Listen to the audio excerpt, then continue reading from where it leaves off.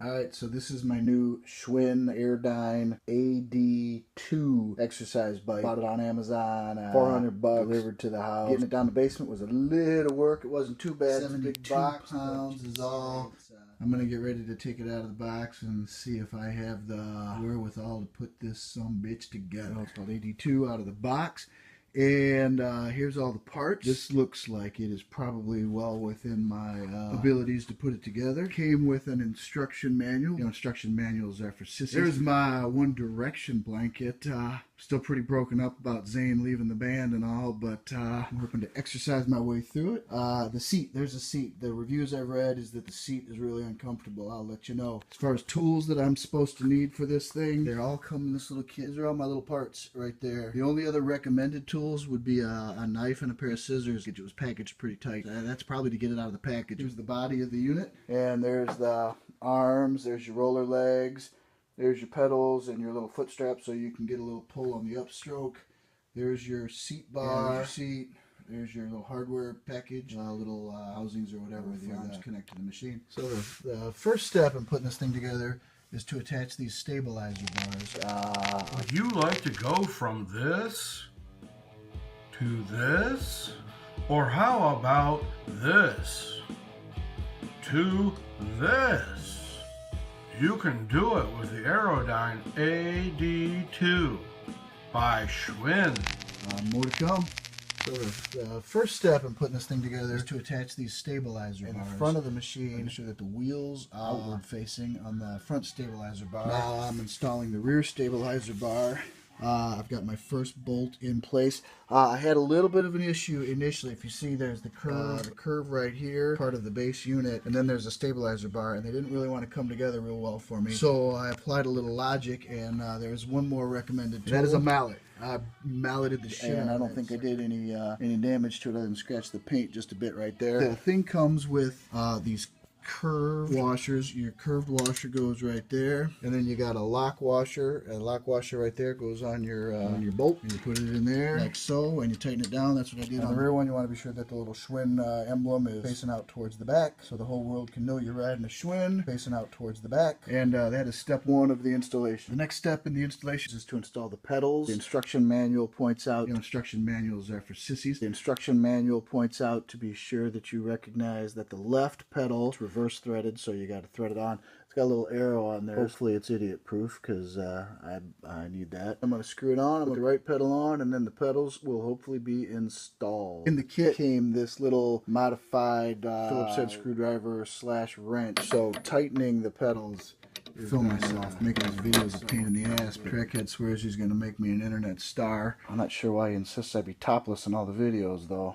The next step in this process is to attach arms, and it turns out these things that aren't just a housing, they're also a footrest. So that part right there, this part right here is a footrest, so that you can put your feet up there and only work your arms. So I'm working on the right side here, kind of slide that baby in like so. I did it wrong. And then this part here will spin it around, line up the hole. This piece will go on like so, and then I'll use the washer, lock washer, and nut just like I did for putting on the stabilizer bars.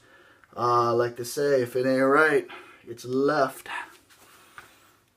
So I have temporarily misplaced one of these damn bolts, and I mean, like, I literally had it 5 minutes ago. I put the lock washer on it. There's the regular washer. It was here. And now it's gone. So I'm halted until I find this bolt, and it's getting on my nerves because it's here. It's here. It is here. Sure as anything, it's here. One of the potential problems that I have discovered with the unit while I'm assembling it is you got this big fan unit right there. And if that fan unit gets going really fast, and I wanted to slow it down by, say, sticking my fingers in there and stopping it. These little grates here are a little too narrow for me to get my big fingers in there. At any rate, until I find this bolt, I'm stalled. So I got my friend Vandelay, the ex-murderer Silva, trying to help me find this bolt, but neither one of us is having any luck, and he only speaks Portuguese, and he keeps trying to slap me in a rear naked choke every time I give my back. So I mean, this thing has just disappeared.